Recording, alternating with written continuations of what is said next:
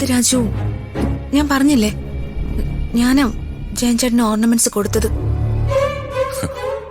എന്തിനാ ഋതിക മാഡം എന്നോട് ഈ നാടകം? മാഡം അളിയനെ സ്വർണം കൊടുത്തതാണെന്ന് പറഞ്ഞപ്പോ എല്ലാവരും അതങ്ങ് വിശ്വസിച്ചു എന്നാണോ മാഡം കരുതുന്നത്? സ്വർണം അളിയെ മോഷ്ടിച്ചതാണെന്ന് ഏകദേശം എല്ലാവർക്കും ബോധ്യമായതാ. പിന്നെ ഋതിക മാഡം അങ്ങനെ പറഞ്ഞപ്പോ നഷ്ടപ്പെട്ട സ്വർണത്തിന്റെ ഉടമയ്ക്ക് പരാതിയില്ലെന്നായി. അതുകൊണ്ടാ പോലീസും അളിയനെ വെറുതെ വിട്ടത്. മാഡം എന്തിനാ അളിയനെ രക്ഷിക്കാൻ നുണ പറഞ്ഞത്? സ്വന്തം വീടാണെന്ന് പോലെ ആലോചിക്കാതെ വീട്ടിൽ കയറി മോഷണം നടത്തിയ അളിയൻ കുറച്ചു ദിവസം അകത്ത് കിടക്കണമായിരുന്നു. അതായിരുന്നു വേണ്ട. എന്താ രാജു അങ്ങനെ പറയുന്നത്? സ്വന്തം വീട്ടിൽ നിന്ന് അനുവാദം ചോദിക്കാതെ വിലപിടിപ്പുള്ള സാധനങ്ങള് എടുത്തുകൊണ്ടുപോയി വിൽക്കേണ്ട അവസ്ഥയെക്കുറിച്ച് രാജു ഒന്ന് ചിന്തിച്ചു നോക്കിയേ. ജയൻ ചേട്ടന് അത്രയും പ്രധാനപ്പെട്ട എന്തോ ആവശ്യമുണ്ടായിരുന്നല്ലേ അതിന്റെ അർത്ഥം? പിന്നെ പ്രധാനപ്പെട്ട ആവശ്യം ശരിയാക്കി കൊടുക്കുന്നുണ്ട് ഞാൻ.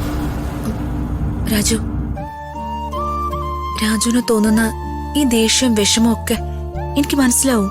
ജയൻ ചേട്ടൻ മോഷണ കുറ്റത്തിന് ജയിലിൽ പോയിരുന്നെങ്കിൽ പ്രിയ ചേച്ചിയുടെ അവസ്ഥ എന്താവുമായിരുന്നു?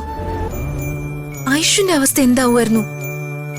കള്ളൻ എന്ന പേര് ഒരു തവണ ഉണ്ടായ അത് പിന്നെ തേച്ചാലും മായ്ച്ചാലും പോവില്ല. രാജുവിന്റെ കുടുംബത്തിൽ ഒരാൾക്ക് ആ പേര് ഞാൻ കാരണം ഉണ്ടാവാൻ ഞാൻ സമ്മതിക്കില്ല. ജയൻ ചേട്ടന് സ്വന്തം തെറ്റ് മനസ്സിലായി കാണുമെന്ന എന്റെ വിശ്വാസം. ഇനി ഒരിക്കലും ജയൻ ചേട്ടൻ ആ തെറ്റ് ആവർത്തിക്കില്ല.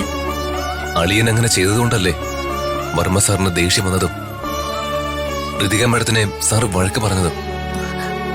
രാജു പ്ലീസ് വേണ്ട. ദയവ് ചെയ്ത് ഇനി ഇത് പറഞ്ഞ് ജയൻ ചേട്ടനുമായിട്ട് വഴക്കിന് പോവരുത്. പ്രിയ ചേച്ചി ആയുഷും ഒക്കെ അറിഞ്ഞ അവർക്ക് വിഷമാവും. സംഭവിച്ചതൊക്കെ നമുക്ക് ഇവിടെ വെച്ച് മറക്കാം. പ്ലീസ് രാജു. ശരി.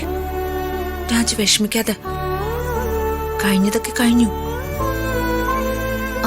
ഇനി ഒരു ഡ്രസ് കൂടി എടുത്തു വെക്കാനുണ്ട്.